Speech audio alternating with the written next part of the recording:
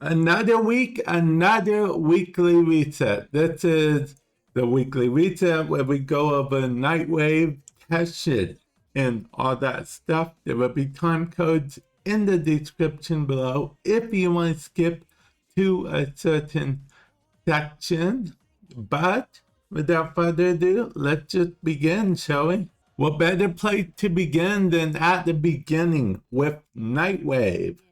Okay, so we have clear a railjack boarding party without your Warframe taking damage. We have helped Kalim with his weekly missions. Open one of each era / tier of relic, Lit, Meso, Neo, and Axie. A reason why it's an era tier / tier, they're all the same, but see, Lit, Mesa, Neo, and Axie are eras, but internally they have other names, which you may have noticed when you go to select a relic. T1, T2, T3, and T4. It stands for Tower 1, Tower 2, Tower 3, Tower 4. It was with the whole key system back in the day. It was a whole thing. It was awesome. I'm not going to get too much into it. It's a sore subject for a lot of people. So, moving on.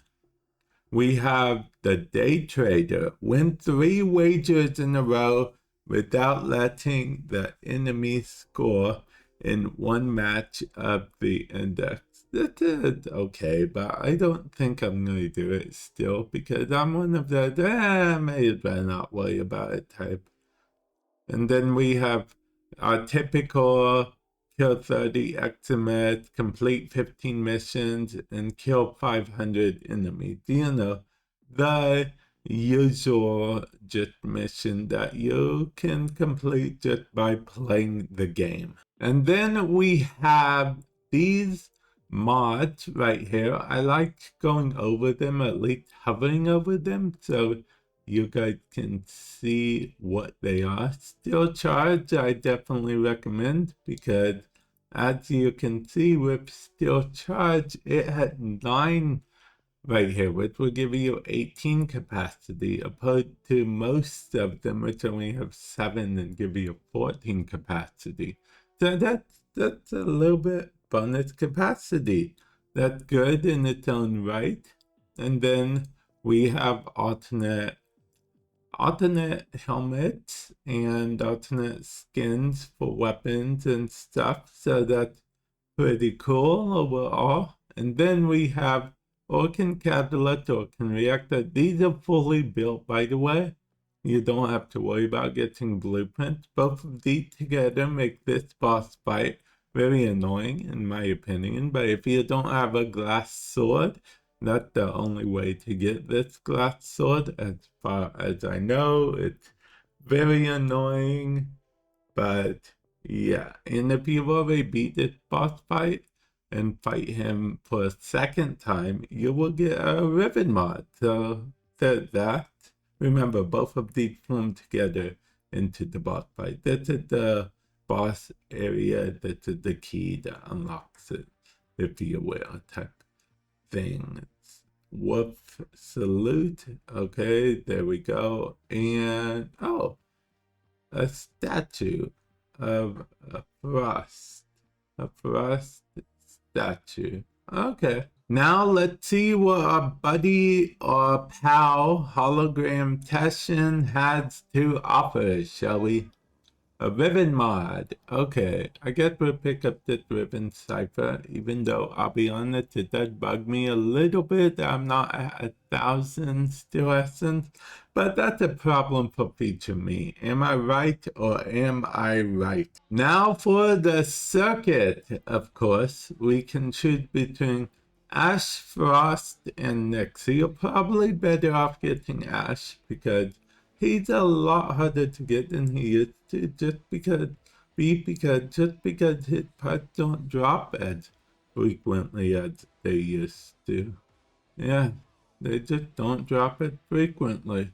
But I'm choosing Nyx because reasons, so Yeah, that's just my choice personally, but I have all the mainframes, so that is literally up to what you need in the game. And then if we go over to the steel path, you would see these are the incarnates for the week.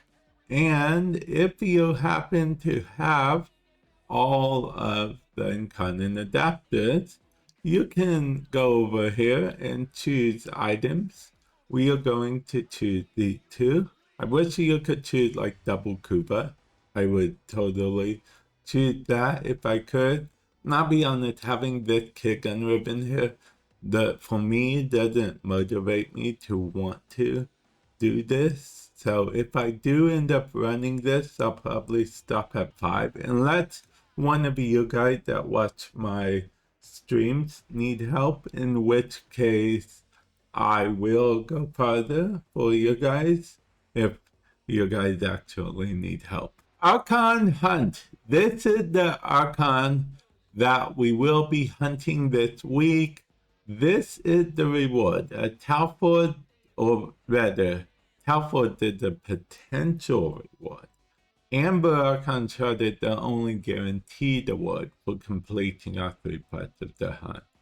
This is the percentage that this has been Talford. If it's only 20%, it resets back to 20% after you get a Talford Archon Shard. If you don't get a Talford, it keeps going up by 20%, and then the next time it rotates to this Archon and this Archon Shard, then that's what you get once it hits 100% or whatever. It's guaranteed. But yeah, anyway, to get the Archon Shard that has a chance of being a Talford Archon Shard, we have to complete an Archon Hunt Spy, Archon Hunt Defense, and Showdown. Showdown is like the big bad fight between the Archon. You and teammates, if you have it on public, versus the Archon to see who is victorious. The Sanctum is where we are at right now, which from the Sanctum, we can go over to Bird 3, underneath Shiny Treasures, and long behold, an Archon Shard. Now this Archon Shard actually rotates each week, so keep that in mind.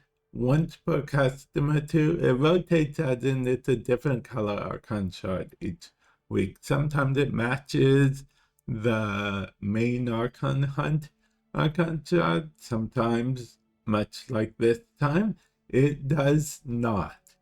And as soon as you can purchase it for 30,000, as well as being at least rank 5. So that's something that is non-negotiable, unfortunately. But wait, there's more. Yes, if we go over here, I'm low-key afraid of jumping off the edge because I did that one time before and I had to fast travel all over again. Anyway, these are individual parameters, so they're different for everyone, these 4 up here. These, I believe, are the same, but if you turn them on for you, they're just on for you. You don't gotta worry about other people in your squad them being on for or anything. They just affect the rewards that you get. But if Deep Archimedea doesn't tickle your fancy, we can go to the universe where it's 1999 all day, every day, and go to Kaya, and Kaya will give us Temporal Archimedea, which is totally different from Deep Archimedea. Let's see, individual parameters. These are, everyone had the same options as these as far as I know, but if you put them on, they don't really affect your party squad. They only affect you personally, affect what kind of rewards you get.